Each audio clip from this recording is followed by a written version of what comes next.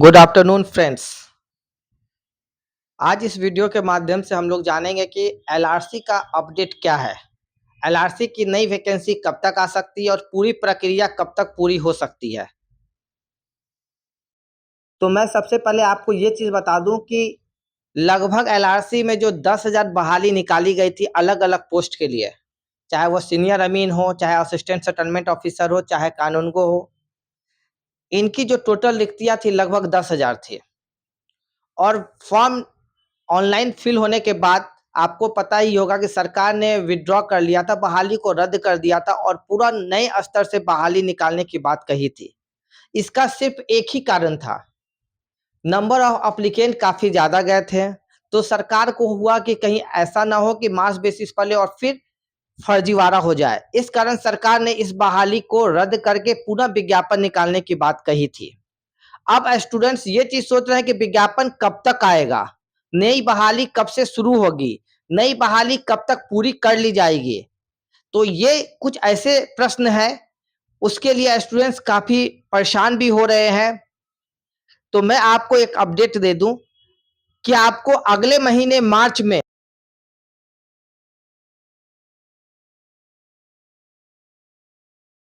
Cabinet से पास होने के लिए एक प्रारूप था, वो नियमावली सब कुछ तैयार कर लिया गया है, जिसमें आपको एग्जाम बेसिस रखा गया है। यानी कि अब आप संविदा पर भी नौकरी पाना चाहेंगे तो बिहार में आपको एग्जाम देना पड़ेगा। यानी 11 महीना या 2 साल या 4 साल या 5 साल जितने भी दिन के लिए अगर आप संविदा पर भी काम करना चाहते हैं तो अब आपको सरकार की नई पॉलिसी यानी कि एग्जाम से क्रॉस करना पड़ेगा। अब हम आपको बता दें कि अगले महीने जो कैबिनेट की बैठक होगी उसमें आपको एलआरसी की जो वैकेंसी है लगभग 10,000, उस वैकेंसी को राजस्व विभाग पास करवाने के लिए कैबिनेट भेज रही है। यानी कि मार्च महीने में आपको पुनः विज्ञापन देखने को मिल जाएगा। विज्ञापन में जो फॉर्म है वो आपको 25 से 30 दिन तक फॉर्म को भरा जाएगा। उसके बाद आपको एग्जाम होगा, जो उसकी बहुत ज्यादा संभावना है कि ऑनलाइन एंट्रेंस लिया जाएगा। अब है कि एग्जाम कब तक होगी और पूरी प्रक्रिया कब तक पूर्ण कर ली जाएगी। आपको मैं अपडेट कर दूं कि अगले महीने बहाली कैबिनेट से पास होने के बाद विज्ञापन आने की बहुत ज्यादा संभावना है। उसके अलावे आपको पूरी प्रक्रिया पूर्ण होने में लगभग 5 से 6 महीने का वक्त लगेगा। यानी लोकसभा चुनाव से पहले जो भी राजस्व विभाग की बहाली है वह पूर्ण रूप से पूरी कर ली जाएगी। एग्जाम का जो सिलेबस होगा वो जैसे ही मुझे मिलेगा मैं आपको अपडेट कर दूंगा। दूसरी बड़ी बात यह है कि इसके लिए क्या क्वालिफिकेशन होगा।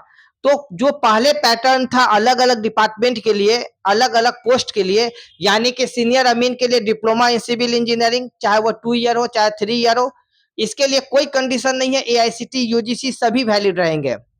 उसके अलावा कानूनगो का पोस्ट यानी कि 2 ईयर एक्सपीरियंस प्लस आपको डिप्लोमा इन सिविल इंजीनियरिंग होनी चाहिए। Assistant settlement officer BTech with 2 year experience.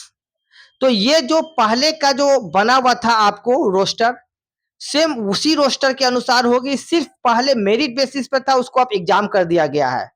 तो आप लोग अपना कंटिन्यूअस तैयारी करते रहिए, क्योंकि आपको पता है कि बिहार तकनीकी में भी अब एग्जाम होने वाला है। यानी कि आप एक तैयारी से दो विभाग, यानी एक तो बिहार तकनीकी में भी अप्लाई कर पाइएगा और राजस्व विभाग में भी अप्लाई कर पाइएगा।